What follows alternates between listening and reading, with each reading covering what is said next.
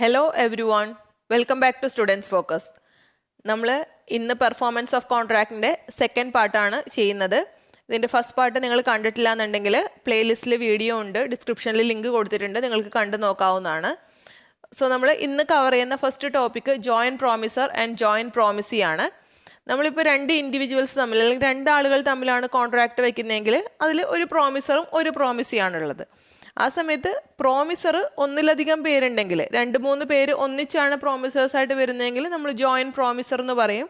ഇനി പ്രോമിസറിന് പകരം ഇപ്പോൾ പ്രോമിസി 2 അതിലധികം ആളുകൾ, 1 അതിലധികം, ഇപ്പോൾ 2 പേരോ 3 പേരോ 4 പേരോ ഒക്കെ ഉണ്ടെങ്കിൽ നമ്മൾ ജോയിൻറ്റ് പ്രോമിസി എന്ന് പറയും. അപ്പോൾ ഇതിൽ ജോയിൻറ്റ് പ്രോമിസറും ജോയിൻറ്റ് പ്രോമിസിയും വരുന്ന കേസിൽ എങ്ങനെയൊക്കെയാണ് വരുന്നതെന്ന് നമുക്ക് നോക്കാം. അപ്പോൾ അതിൽ ഫസ്റ്റ് കേസ് വരുന്നത് ജോയിൻറ്റ് പ്രോമിസേഴ്സ്. ഇപ്പോൾ എക്സാമ്പിൾ ഒരു 3 പേര് ചേർന്നിട്ട് ഒരാളുടെ കയ്യിൽ നിന്ന് ക്യാഷ് വാങ്ങിച്ചു. ഇപ്പം ABC 3 പേര് ചേർന്ന് ഇസഡിൻ്റെ കയ്യിൽ നിന്ന് ക്യാഷ് കടം വാങ്ങിച്ചു. 1 lakh ഈച്ച് 3 പേരും വാങ്ങിച്ചു.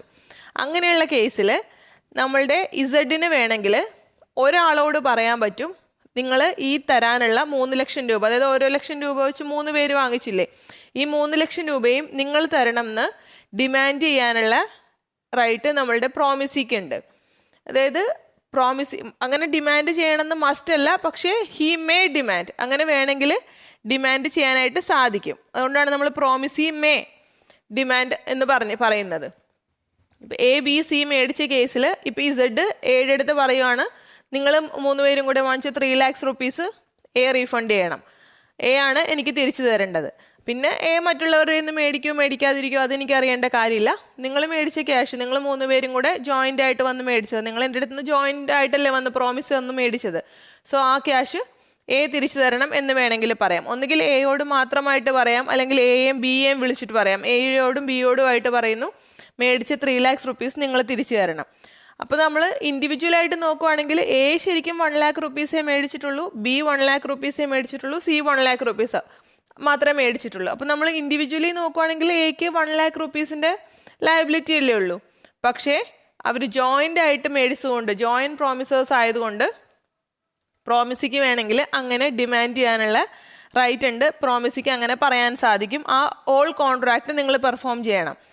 കോൺട്രാക്റ്റിൽ പറഞ്ഞിരിക്കുന്ന ഫുൾ എമൗണ്ട്, ആ കോൺട്രാക്റ്റിൻ്റെ പെർഫോമൻസ് എന്താണോ ആ ഫുൾ കോൺട്രാക്റ്റ് നിങ്ങൾ ഒരാളോ 2 ആളോ അങ്ങനെ അവർ പെർഫോം ചെയ്യണമെന്ന് പറയാനുള്ള റൈറ്റ് നമ്മളുടെ പ്രോമിസിക്ക് ഉണ്ട്. പ്രോമിസിക്ക് അങ്ങനെ ഡിമാൻഡ് ചെയ്യാനായിട്ട് സാധിക്കും. ഇനി നമ്മൾ സെക്കൻഡ് പോയിന്റിൽ എന്താ പറയുന്നത്, liability of the joint promisors are joint and several. അതെന്തുകൊണ്ടാണെന്ന് വെച്ചാൽ ഇപ്പോൾ Aയും Bയും Cയും കൂടെ ചെന്നിട്ട് ഓരോ ലക്ഷം രൂപ വെച്ച് 3 ലക്ഷം രൂപ മേടിച്ചില്ലേ, ഇതിൽ എല്ലാവർക്കും ഇപ്പോൾ Aക്ക് 1 ലക്ഷം രൂപയുടെ മാത്രം ലയബിലിറ്റി ആണോ ഉള്ളത്? അല്ല. Bയും Cയും എന്തെങ്കിലും കാരണം കൊണ്ട് പേയ്മെൻറ്റ് കൊടുത്തില്ല എന്നുണ്ടെങ്കിൽ A ഈ 3 lakhs rupees കൊടുത്ത് തീർക്കണം. അപ്പോൾ ഇവരുടെ ലയബിലിറ്റി ജോയിൻ്റ് ആൻഡ് സെവറൽ ആണ്. അല്ലാതെ ഞാൻ 1 ലക്ഷം രൂപയെ മേടിച്ചുള്ളൂ അതുകൊണ്ട് എനിക്ക് 1 ലക്ഷം രൂപയുടെ ലയബിലിറ്റിയേ ഉള്ളൂ എന്ന് Aക്ക് പറയാൻ സാധിക്കില്ല. ഇവർ ജോയിൻറ്റ് പ്രോമിസേഴ്സ് ആയതുകൊണ്ട് ഫുൾ എമൗണ്ടിനും ലയബിലിറ്റി എല്ലാവർക്കും ഉണ്ടായിരിക്കും, കൊടുത്ത് തീരുന്നത് വരെ. എമൗണ്ട് കൊടുത്ത് തീർന്നാലേ ലയബിലിറ്റി ഇല്ല, പക്ഷേ അതുവരെ ഇപ്പോൾ A എടുത്ത് നോക്കിയാലും Aക്ക് 3 lakhs rupeesൻ്റെ ലയബിലിറ്റി വരും, B എടുത്ത് നോക്കിയാലും Bക്ക് 3 lakhs rupeesൻ്റെ ലയബിലിറ്റി വരും, Cക്കും അതുപോലെ തന്നെ. അങ്ങനെയാണ് വരുന്നത്. അതുകൊണ്ടാണ് അവരുടെ ലയബിലിറ്റി ജോയിൻ്റ് ആൻഡ് സെവറൽ പറയുന്നത്. ഇതൊരു ഇമ്പോർട്ടൻറ്റ് ടോപ്പിക്കാണ്. സോ അതുകൊണ്ട് നിങ്ങൾ നന്നായിട്ട് ശ്രദ്ധിക്കുക. ഇനി നെക്സ്റ്റ് നമ്മളുടെ ഇതിൽ വരുന്നത് rights and duties of joint promisors. ഇതിലെ ഒരു ടോപ്പിക്ക് നമ്മൾ ഓൾറെഡി നേരത്തെ കവർ ചെയ്തതാണ്. അപ്പോൾ അതുകൊണ്ട് ഞാനിത് ഇവിടെ പിന്നെയും പറയുന്നില്ല. ഏതെങ്കിലും കേസിൽ ഡെത്ത് ആവുകയാണെങ്കിലോ അല്ലെങ്കിൽ പ്രോമിസർ പെർഫോം ചെയ്യുന്നില്ലെങ്കിൽ വേറെ ആരാണ് പെർഫോം ചെയ്യേണ്ടതെന്നുള്ള കാര്യം നമ്മൾ ഓൾറെഡി കഴിഞ്ഞ വീഡിയോയിൽ ഡിസ്കസ് ചെയ്തതാണ്. അപ്പോൾ നമ്മൾ ഇന്ന് നോക്കുന്ന rights and duties of joint promisors. നമ്മൾ അൺലെസ് അതർവൈസ് എഗ്രീഡ് പറയുന്നുണ്ട്. നമ്മളുടെ ഈ തൊട്ട് മുമ്പത്തെ പോയിന്റിലും നമ്മൾ അൺലെസ് അതർവൈസ് എഗ്രീഡ് പറഞ്ഞായിരുന്നു. അതെന്താണെന്ന് വെച്ചാൽ ഇപ്പോൾ ഞാൻ തൊട്ട് മുമ്പത്തെ എക്സാമ്പിളിൽ ഞാൻ നിങ്ങളുടെ അടുത്ത് പറഞ്ഞു, ഇസഡിന് വേണമെങ്കിൽ Aയെ വിളിച്ചിട്ട് Aയുടെ അടുത്ത് 3 lakhs rupees റീപേ ചെയ്യാൻ പറയാമെന്ന് പറഞ്ഞു. നേരെ മറിച്ച് അത് ഏത് കേസിലാണ് അങ്ങനെ ചെയ്യാൻ പറ്റുന്നത്? Unless otherwise agreed. അതായത് കോൺട്രാക്റ്റിൽ തന്നെ നമ്മൾ കോൺട്രാക്റ്റ് എൻ്റർ ചെയ്യുന്ന സമയത്ത് തന്നെ Aയും Bയും Cയും ഇസഡിൻ്റെ അടുത്ത് കോൺട്രാക്റ്റിൽ തന്നെ പറയുവാണ്, ഞങ്ങൾക്ക് 1 lakh rupees ഞങ്ങൾ മേടിച്ച എമൗണ്ടിന് മാത്രമേ ലയബിലിറ്റി ഉണ്ടായിരിക്കുള്ളൂ, അല്ലാതെ ജോയിൻറ്റ് ലയബിലിറ്റി ഞങ്ങൾക്കില്ല. B ക്യാഷ് തന്നില്ലെങ്കിലോ എന്തെങ്കിലും കാരണം കൊണ്ട് അങ്ങനെയാണെങ്കിൽ Bയുടെ ക്യാഷ് എൻ്റെ അടുത്ത് ചോദിക്കാൻ പറ്റില്ല. ഞാൻ മേടിച്ച ക്യാഷിന് മാത്രമേ എനിക്ക് ബാധ്യതയുള്ളൂ എന്ന് എ പറയുന്നു. അതുപോലെ തന്നെ ബിയും സിയും പറയുന്നു. ആ കണ്ടീഷൻ ഇസഡ് എഗ്രി ചെയ്യുന്നു എന്ന് വിചാരിക്കുക. അങ്ങനെയുള്ള കേസിൽ ഇസഡിന് എയോടോ ബിയോടോ സിയോടോ മറ്റൊരാളുടെ എമൗണ്ട് പേ ചെയ്യാനായിട്ട് പറയാൻ പറ്റില്ല. അതുകൊണ്ടാണ് അൺലെസ് അതർവൈസ് എഗ്രീഡ് എന്ന് പറഞ്ഞേക്കുന്നത്. അപ്പം അങ്ങനെയുള്ള കേസിൽ ഇസഡ് എഗ്രി ചെയ്തിട്ടുണ്ടെങ്കിൽ ഇസഡിന് പിന്നെ ചോദിക്കാൻ പറ്റുമോ നിങ്ങൾ മറ്റൊരാളുടെ പൈസ തരാൻ? ചോദിക്കാൻ പറ്റില്ല. അപ്പം അങ്ങനെ എഗ്രി ചെയ്തിട്ടില്ല എന്നുണ്ടെങ്കിൽ ജോയിൻറ്റ് പ്രോമിസേഴ്സിൽ ആരോട് വേണമെങ്കിലും വിളിച്ചിട്ട് ഫുൾ ലയബിലിറ്റി ആ ഓൾ കോൺട്രാക്റ്റ് പെർഫോം ചെയ്യാനായിട്ട് പ്രോമിസിക്ക് ഡിമാൻഡ് ചെയ്യാനായിട്ട് സാധിക്കും. ഇനി നമ്മുടെ second one, unless otherwise agreed each joint promisor may compel every other joint promisors to contribute equally with himself for the performance of promise. അതായത് ഇപ്പം നമ്മൾ തൊട്ട് മുമ്പ് പറഞ്ഞ എക്സാമ്പിളിൽ നമ്മളുടെ ഇസഡ് എയെ വിളിച്ചിട്ട് പറയുവാണ് നിങ്ങൾ ഈ ഫുൾ കോൺട്രാക്റ്റ് പെർഫോം ചെയ്യണം. അതായത് എ 3 lakhs rupees കൊടുക്കണം. അപ്പോൾ അങ്ങനെയുള്ള കേസിൽ എ എന്താ ചെയ്യുന്നത്? എ ബാക്കി 2 ആളുകളോടും പറയും നിങ്ങൾ തരാനുള്ള 1 lakh rupees തരൂ. അപ്പോൾ എ പേയ്മെൻറ്റ് കൊടുത്താലും എ ഇപ്പോൾ 3 lakhs rupees സെറ്റിൽ ചെയ്തു എന്ന് വിചാരിക്കുക. എ കൊടുത്താലും എക്ക് മറ്റ് 2 പേരുടെ കയ്യിൽ നിന്നും ആ എമൗണ്ട് കളക്ട് ചെയ്യാനുള്ള അതിന് ആ എമൗണ്ട് അവർക്ക് എക്ക് കൊടുക്കാൻ വേണ്ടി നിർബന്ധിക്കാനുള്ള റൈറ്റ് എക്കുണ്ട്. കാരണം എ അല്ലേ പേയ്മെൻറ്റ് കൊടുത്തേക്കുന്നത്, അപ്പോൾ അല്ലെങ്കിൽ കൊടുക്കാൻ പോകുന്നത്. അപ്പോൾ അങ്ങനെയുള്ള കേസിൽ ജോയിൻറ്റ് പ്രോമിസേഴ്സിൽ ആ ജോയിൻറ്റ് പ്രോമിസർക്ക് മറ്റ് പ്രോമിസേഴ്സിനെ കമ്പൽ ചെയ്യാൻ സാധിക്കും. അത് അവരുടെ പേയ്മെൻറ്റ് ആ ഈക്വലി എത്രയാണോ ആ പേയ്മെൻറ്റ് കൊടുക്കാനായിട്ട് കമ്പൽ ചെയ്യാനായിട്ട് സാധിക്കും. ഇനി ഏതെങ്കിലും കേസിൽ ഏതെങ്കിലും ജോയിൻറ്റ് പ്രോമിസർ ഡിഫോൾട്ട് വരുത്തുവാണെന്ന് വിചാരിക്കുക. ഡിഫോൾട്ട് വരുന്ന ഏത് കേസിലായിരിക്കും? ഇപ്പോൾ എക്സാമ്പിൾ പറഞ്ഞാൽ അവർ ഇൻസോൾവെൻ്റ് ആയിപ്പോയി. എ ബി സി 3 പേരുണ്ട്. അതിൽ സി ഇൻസോൾവെൻ്റ് ആയിപ്പോയി. അപ്പോൾ സിക്ക് ഇൻസോൾവെൻ്റ് ആയപ്പോൾ പേ ചെയ്യാനായിട്ട് പൈസ ഇല്ല. ആ ഡ്യൂ ഡേറ്റിൽ തിരിച്ചു കൊടുക്കാൻ കയ്യിൽ ക്യാഷ് ഇല്ല. അങ്ങനെയുള്ള കേസിൽ എന്താ ചെയ്യുക? എയും ബിയും കൂടെ ആ സിയുടെ എമൗണ്ടും കൂടെ ഈക്വലി ഡിവൈഡ് ചെയ്ത് കൊടുക്കേണ്ടി വരും. ഇപ്പോൾ എക്സാമ്പിൾ പറഞ്ഞാൽ നമ്മളിപ്പോൾ പറഞ്ഞ എക്സാമ്പിളിൽ 1 lakh വെച്ചിട്ടല്ലേ 3 പേരും കടം മേടിച്ചത്. അപ്പോൾ 1 lakh into 3 ആണ് ഇവർ മേടിച്ച എമൗണ്ട്. ഇവർ തിരിച്ചു കൊടുക്കേണ്ടത് 3 lakhs rupees ആണ്. അപ്പോൾ എക്ക് ഈ 1 lakh rupees എടുക്കാനായിട്ടില്ല. എ ഇൻസോൾവെൻ്റ് ആയിപ്പോയി. ആ കേസിൽ എന്ത് ചെയ്യണം? എയുടെ 1 lakh rupees കൂടെ സി ആണ് ഇൻസോൾവെൻ്റ് ആയിപ്പോയതെങ്കിൽ സിയുടെ 1 lakh rupees കൂടെ എയും ബിയും കൂടെ കോൺട്രിബ്യൂട്ട് ചെയ്ത് കൊടുക്കേണ്ടി വരും. അപ്പോൾ എത്ര രൂപയാണ്? 50,000 വെച്ച് സിയുടെ കോൺട്രിബ്യൂഷനും ഇവരിടണം, പ്ലസ് ഇവരുടെ 1 lakh കൂടി ഇടണം. അപ്പോൾ 1,50,000 rupees വെച്ച് ഇവർ കോൺട്രിബ്യൂട്ട് ചെയ്യേണ്ടി വരും, എയും ബിയും കൂടെ.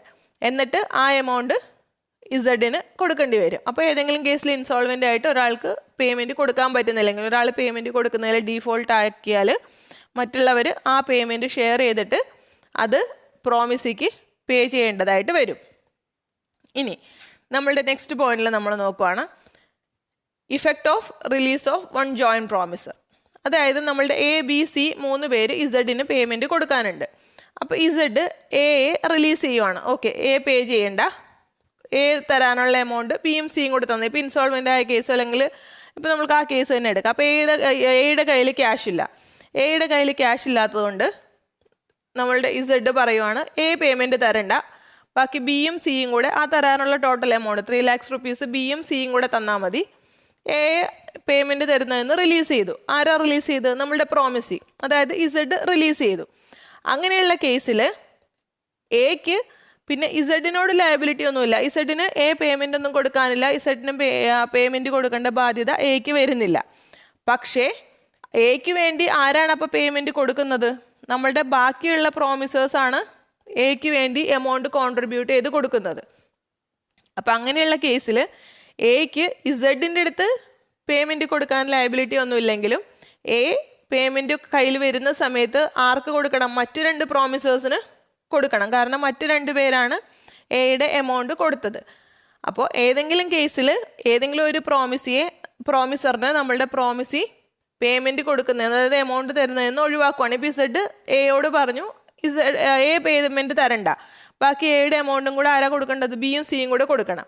അപ്പോൾ അങ്ങനെയുള്ള കേസിൽ വന്നാലും എക്ക് ഇസഡിനോട് പിന്നെ ലയബിലിറ്റി ഒന്നുമില്ല. എ ഇസഡിന് പേയ്മെൻ്റ് ഒന്നും കൊടുക്കാനില്ലെങ്കിലും ബിക്കും സിക്കും പേയ്മെൻറ്റ് കൊടുക്കാനുള്ള റെസ്പോൺസിബിലിറ്റി എക്കുണ്ട്. അത് എ ചെയ്യേണ്ടതാണ്. ഈ ടോപ്പിക്ക് നിങ്ങൾക്ക് ക്ലിയർ ആയെന്ന് വിചാരിക്കുന്നു. ഇനി നെക്സ്റ്റ് നമ്മൾ നോക്കാൻ പോകുന്നത് appropriation of payments made by the debtor to the creditor. Section 59, 60, 61 ആണ് ഇതിനെക്കുറിച്ച് എക്സ്പ്ലെയിൻ ചെയ്തിരിക്കുന്നത്. അപ്രോപ്രിയേഷൻ ഓഫ് പേയ്മെൻറ്റ് എന്ന് പറഞ്ഞാൽ ആപ്ലിക്കേഷൻ ഓഫ് പേയ്മെൻറ്റ്. അതായത് ഇപ്പോൾ എക്സാമ്പിൾ പറഞ്ഞാൽ മിസ്റ്റർ എ എൻ്റെ കയ്യിൽ നിന്ന് കുറച്ച് ക്യാഷ് കടം വാങ്ങിച്ചെന്ന് വിചാരിക്കുക. മിസ്റ്റർ എ വാങ്ങിച്ചേക്കുന്നത് പല പല ഡേറ്റിലായിട്ടാണ്.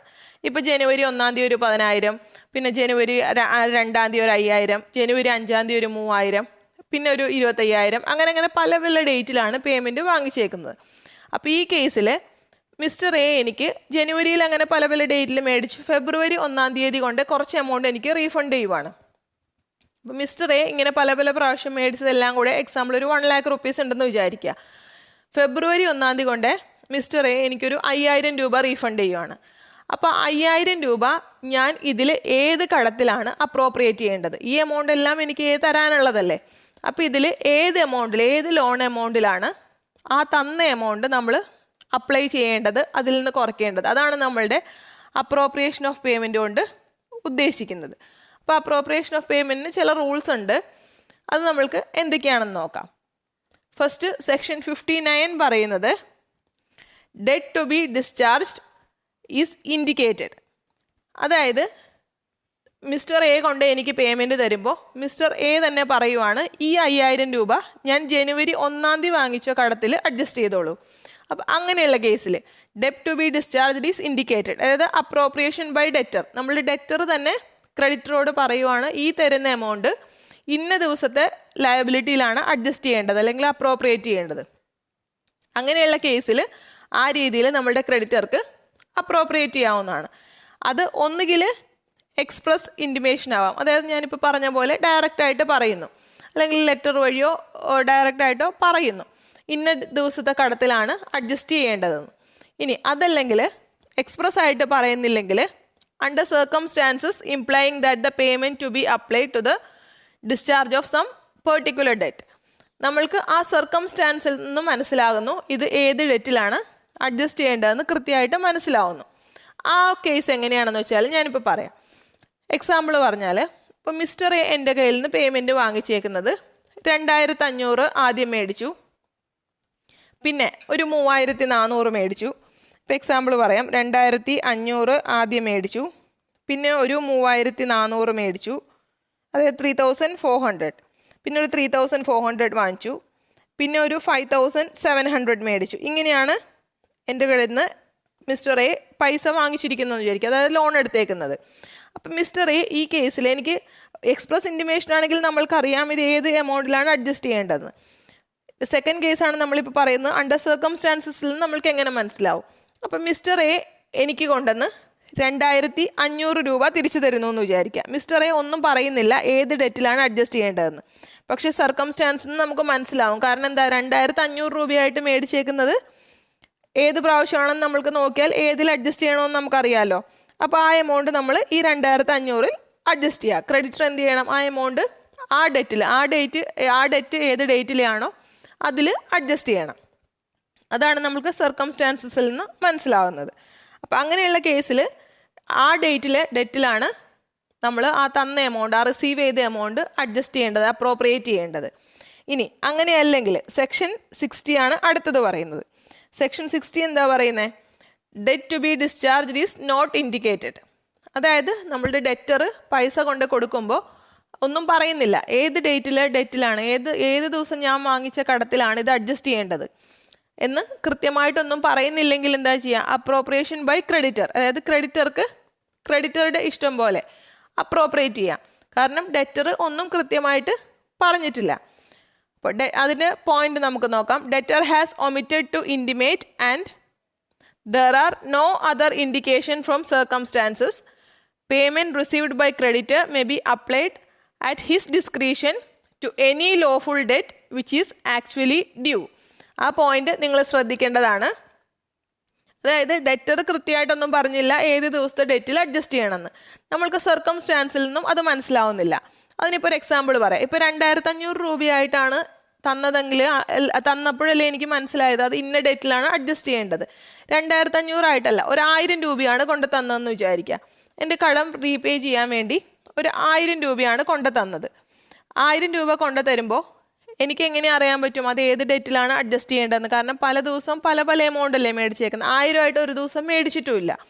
അപ്പം അങ്ങനെയുള്ള കേസിൽ നമുക്ക് സർക്കംസ്റ്റാൻസിൽ നിന്നും മനസ്സിലാവുന്നില്ല, ക്ലിയർ ആയിട്ട് പറഞ്ഞിട്ടുമില്ല ഏത് ഡേറ്റിൽ അഡ്ജസ്റ്റ് ചെയ്യണമെന്ന്. അങ്ങനെയാണെങ്കിൽ ക്രെഡിറ്റർക്ക് ക്രെഡിറ്ററുടെ ഡിസ്ക്രിഷനിൽ അപ്ലൈ ചെയ്യാനായിട്ട് സാധിക്കും. അത് ക്രെഡിറ്റർക്ക് ഏത് ഡെറ്റിൽ വേണോ ആ ഡെറ്റിൽ അഡ്ജസ്റ്റ് ചെയ്യാനായിട്ട് സാധിക്കും. അത് ലോഫുൾ ഡെറ്റ് ആയിരിക്കണം. പിന്നെ അത് ആക്ച്വലി ഡ്യൂ ആയതായിരിക്കണം. ഡ്യൂ ആയ ഡെറ്റിൽ മാത്രമേ അഡ്ജസ്റ്റ് ചെയ്യാൻ സാധിക്കുള്ളൂ. അതായത് ഇപ്പോൾ എക്സാമ്പിൾ പറഞ്ഞാൽ ഒരു 2000 റുപ്പീസ് ആദ്യം എൻ്റെ കയ്യിൽ നിന്ന് കടം വാങ്ങിച്ചു എന്ന് വിചാരിക്കുക. പിന്നെ ഒരു 3000 റുപ്പീസ്, പിന്നെ ഒരു 5000 റുപ്പീസ്, ഇങ്ങനെയാണ് കടം വാങ്ങിച്ചിരിക്കുന്നത്. അതിലൊരു 1000 റുപ്പീസ് കൊണ്ടു തന്നു. ആ 1000 റുപ്പീസ് തരുമ്പോൾ ഈ 2000ഉം ഈ 3000ഉം ഓൾറെഡി എനിക്ക് തിരിച്ചു തരേണ്ട ഡേറ്റ് കഴിഞ്ഞിരിക്കുവാണ്. പക്ഷേ 5000ൻ്റെ ഡ്യൂ ഡേറ്റ് ആയിട്ടില്ല എന്ന് വിചാരിക്കുക. അങ്ങനെയാണെങ്കിൽ എനിക്ക് ആ തരുന്ന എമൗണ്ട് ഈ 2 ഡെറ്റിൽ മാത്രമേ അഡ്ജസ്റ്റ് ചെയ്യാൻ സാധിക്കുള്ളൂ. അതായത് 2000ൻ്റെയും 3000ൻ്റെ ഡെറ്റിൽ മാത്രമേ അഡ്ജസ്റ്റ് ചെയ്യാൻ സാധിക്കുള്ളൂ. കാരണം എന്താണ്? ഈ 5000ൻ്റെ ഡ്യൂ ഡേറ്റ് ആയിട്ടില്ല. അപ്പോൾ അതുകൊണ്ട് അതിലെനിക്ക് അഡ്ജസ്റ്റ് ചെയ്യാൻ സാധിക്കില്ല. അതാണ് ഈ പോയിന്റിൽ പറയുന്നത് വിച്ച് ഈസ് ആക്ച്വലി ഡ്യൂ ആയതിൽ മാത്രമേ അഡ്ജസ്റ്റ് ചെയ്യാൻ സാധിക്കുള്ളൂ. അല്ലാതെ ക്രെഡിറ്റർക്ക് ക്രെഡിറ്ററുടെ ഇഷ്ടത്തിൽ ഏതെങ്കിലും ഡെറ്റിൽ കൊണ്ട് അത് അപ്രോപ്രിയേറ്റ് ചെയ്യാനായിട്ട് സാധിക്കില്ല. ഇനി നമ്മളുടെ പ്രത്യേകിച്ചൊന്നും പറയുന്നുമില്ല, സർക്കംസ്റ്റാൻസിൽ നിന്നും മനസ്സിലാവുന്നില്ല എന്നുണ്ടെങ്കിൽ ക്രെഡിറ്റർക്ക് വേണമെങ്കിൽ ടൈം ബാർഡ് ഡെറ്റിൽ വരെ അത് അപ്ലൈ ചെയ്യാനായിട്ട് സാധിക്കും. അത് ടൈം ബാർഡ് ആണോ അല്ലയോ എന്നുള്ളത് അവിടെ ഒരു ഫാക്ട്, അതായത് അത് സ്വാധീനിക്കുന്നൊരു ഇമ്പോർട്ടൻറ്റ് ഫാക്റ്റായിട്ട് വരുന്നില്ല. ടൈം ബാർഡ് ഡെറ്റ് എന്താണ്? നമ്മൾ ഓൾറെഡി പഠിച്ചില്ലേ, ലിമിറ്റേഷൻ ആക്ട് അനുസരിച്ച് 3 വർഷം കഴിഞ്ഞു പോയാൽ ആ ഡെറ്റ് ടൈം ബാർഡ് ഡെറ്റാണ്. അപ്പോൾ ഞാൻ പൈസ നിങ്ങൾക്ക് കടം തന്നു, അത് കഴിഞ്ഞ് ഞാനത് മറന്നുപോയി, നിങ്ങളെനിക്ക് പൈസ തിരിച്ചു തന്നുമില്ല, ഞാൻ 3 വർഷമായിട്ടും അതിൻ്റെ കാര്യം മറന്നു, ഞാൻ കേസൊന്നും കൊടുത്തില്ല, അത് തിരിച്ചു കിട്ടാനുള്ള കാര്യമൊന്നും ചെയ്തില്ല എന്നുണ്ടെങ്കിൽ 3 വർഷം കഴിയുമ്പോൾ നമ്മുടെ ലിമിറ്റേഷൻ ആക്ട് അനുസരിച്ച് അത് ടൈം ബാർഡ് ഡെറ്റാണ്. പിന്നെ എനിക്ക് അതിൻ്റെ പേരിൽ നിങ്ങൾക്ക് കേസ് കൊടുക്കാനോ ഒന്നും ചെയ്യാൻ സാധിക്കില്ല. അപ്പോൾ കൃത്യമായിട്ട് ഇപ്പോൾ അത് കഴിഞ്ഞിട്ടും പിന്നെയും നിങ്ങൾ തന്നെ പൈസ എടുത്തു എന്ന് വിചാരിക്കുക. ആ കേസിൽ, ഇങ്ങനെയുള്ള കേസിൽ ക്രെഡിറ്റർക്ക് എന്ത് ചെയ്യാൻ പറ്റും? ആ ടൈം ബാർഡ് ഡെറ്റിൽ വരെ ഈ എമൗണ്ട് അഡ്ജസ്റ്റ് ചെയ്യാനായിട്ട് സാധിക്കും. അത് എങ്ങനെയാണെങ്കിലാണ്, പ്രത്യേകിച്ചൊന്നും പറഞ്ഞിട്ടുമില്ല, നമ്മൾക്ക് സർക്കംസ്റ്റാൻസിൽ നിന്ന് മനസ്സിലാവുന്നുമില്ല ഏത് എമൗണ്ടിലാണ് അഡ്ജസ്റ്റ് ചെയ്യേണ്ടതെങ്കിൽ. അങ്ങനെയാണെങ്കിൽ നമ്മൾക്ക് ആ ക്രെഡിറ്റർക്ക് തന്നെ ടൈം ബാർഡ് ഡെറ്റ് എന്തെങ്കിലും പേ ചെയ്യാനുണ്ടായിരുന്നുവെങ്കിൽ, പണ്ട് വാങ്ങിച്ച ഏതെങ്കിലും എമൗണ്ട് ഉണ്ടെങ്കിൽ ആ ക്രെഡിറ്റർക്ക് വേണമെങ്കിൽ നമ്മൾ കൊടുത്ത എമൗണ്ട് ആ ടൈം ബാർഡ് ഡെറ്റിൽ അഡ്ജസ്റ്റ് ചെയ്യാൻ അല്ലെങ്കിൽ അപ്രോപ്രിയേറ്റ് ചെയ്യാനായിട്ട് സാധിക്കും. ഇനി നെക്സ്റ്റ് നമ്മൾ നോക്കുന്നത് സെക്ഷൻ 61. സെക്ഷൻ 61 എന്താ പറയുന്നതെന്ന് വെച്ചാൽ നൈദർ പാർട്ടി അപ്രോപ്രിയേറ്റ്സ്. അതായത് ഡെറ്റർ ഒന്നും പറയുന്നുമില്ല ഏത് ഡെറ്റിൽ അപ്രോപ്രിയേറ്റ് ചെയ്യണമെന്ന്. ക്രെഡിറ്റർ സ്വന്തം ഇഷ്ടത്തിന് അല്ലെങ്കിൽ ക്രെഡിറ്ററുടെ ബുദ്ധി ഉപയോഗിച്ച് അങ്ങനെ എങ്ങനെയാണെന്ന് നോക്കിയിട്ട് ചെയ്യുന്നുമില്ല എന്ന് ചോദിച്ചാൽ ക്രെഡിറ്ററും അപ്രോപ്രിയേറ്റ് ചെയ്യുന്നില്ല, ഡെറ്ററും ചെയ്യുന്നില്ല. അങ്ങനെയുള്ള കേസിൽ എങ്ങനെയാണ് ചെയ്യുന്നതെന്ന് വെച്ചാൽ payment shall be applied in the order of time. എങ്ങനെയാണോ അത് മേടിച്ച ഓർഡർ, ആ ഓർഡറിലാണ് അപ്ലൈ ചെയ്യേണ്ടത്. ഇപ്പം നമ്മൾ പറഞ്ഞ എക്സാമ്പിളിൽ ആദ്യം 2000 മേടിച്ചു, പിന്നെ 3000 മേടിച്ചു, പിന്നെ 5000 മേടിച്ചു, അങ്ങനെയല്ലേ മേടിച്ചത്. അപ്പോൾ അത് കഴിഞ്ഞ് ഒരു 1000 റുപ്പീസാണ് മിസ്റ്റർ എ എനിക്ക് റീഫണ്ട് ചെയ്യുന്നതെങ്കിൽ ഞാനത് ആദ്യം ഏതിൽ നിന്ന് അഡ്ജസ്റ്റ് ചെയ്യണം? ഈ 2000ൽ നിന്ന് അത് അഡ്ജസ്റ്റ് ചെയ്യണം. 2000ലാണ് ഞാൻ ആ എമൗണ്ട് അപ്രോപ്രിയേറ്റ് ചെയ്യേണ്ടത്. ഇതാണ് നമ്മളുടെ അപ്രോപ്രിയേഷൻ ഓഫ് പേയ്മെൻറ്റിൻ്റെ റൂൾസ് വരുന്നത്. സെക്ഷൻ 59, 60, 61. നിങ്ങൾക്ക് ക്ലിയർ ആയി എന്ന് വിചാരിക്കുന്നു. ക്ലിയർ ആയെങ്കിൽ നിങ്ങൾ കമൻറ്റ് ചെയ്ത് അറിയിക്കുക. നമ്മൾക്ക് നെക്സ്റ്റ് പോയിന്റിലേക്ക് പോവാം, നെക്സ്റ്റ് ടോപ്പിക്കിലേക്ക് പോവാം. Next topic distinction between succession and assignment. അസൈൻമെൻറ്റും സക്സഷനും തമ്മിലുള്ള വ്യത്യാസം എന്താണ് അതിൻ്റെ ഡിഫറൻസ്? അപ്പോൾ നമ്മുടെ സക്സഷൻ്റെ കേസിൽ എന്താണെന്ന് വെച്ചാൽ ഒരു എക്സാമ്പിൾ പറയാം, അപ്പോൾ നിങ്ങൾക്ക് മനസ്സിലാവും. ഒരു ഫാദർ മരിച്ചുപോയി. ആ ഫാദറിന് കുറച്ച് അസറ്റ്സ് ഉണ്ടായിരുന്നു. അപ്പോൾ ഫാദർ വിൽപത്രമൊന്നും എഴുതി വെച്ചില്ല, അല്ലാതെ തന്നെ ഫാദർ മരിച്ചുപോയെന്ന് വിചാരിക്കാം. അപ്പോൾ ഒരു എക്സാമ്പിൾ പറഞ്ഞാൽ നമ്മൾക്കൊരു 200 CRൻ്റെ അസറ്റ് ഉണ്ടായിരുന്നു ആ ഫാദറിന്. 200 crore 200 കോടിയുടെ അസറ്റ് ഉണ്ടായിരുന്നു. 200 കോടിയുടെ അസറ്റുള്ള ഫാദർ പെട്ടെന്ന് മരിച്ചുപോയി. അപ്പോൾ ഈ അദ്ദേഹത്തിനൊരു മകനുണ്ട്. ഈ സ്വത്തുക്കളെല്ലാം ഈ മകന് കിട്ടും. അതായത് നിയമത്തിൻ്റെ ഇതിൽ പാരൻസിൻ്റെ സ്വത്തിന് മക്കൾക്കാണല്ലോ അവകാശം. അപ്പോൾ അങ്ങനെ ഈ മകന് സ്വത്ത് കിട്ടി. ഈ സ്വത്ത് കിട്ടിയപ്പോൾ സ്വത്തെല്ലാം മകൻ്റെ കയ്യിൽ വന്നു. പക്ഷേ ഈ ഫാദറിന് 210 കോടി രൂപയുടെ ലയബിലിറ്റിയും ഉണ്ടായിരുന്നു. 200 കോടിയുടെ അസറ്റും 210 കോടിയുടെ ലയബിലിറ്റി ഉണ്ടായിരുന്നു.